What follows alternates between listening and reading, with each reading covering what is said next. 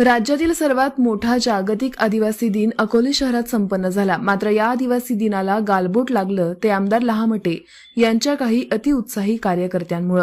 दिवसभर आमदार लहामटे आणि मारुती मेंगाळ यांनी आयोजित केलेल्या मिरवणुका अकोले शहरात सुरळीत सुरू होत्या. आदिवासी बांधव मोठ्या संख्येनं नाचत जल्लोष करत होते.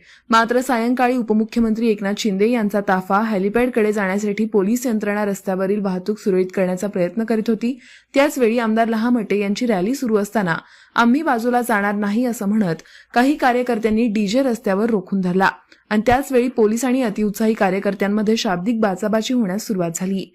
या बाचाबाची दरम्यान काही कार्यकर्त्यांनी थेट पोलिसांच्या वर्दीवर हात टाकला आणि त्यात एका अधिकाऱ्याच्या शर्टावरील नेमप्लेट ओढून घेतली. मग काय, पोलिसांनी देखील सौम्य लाठीचार्ज केला.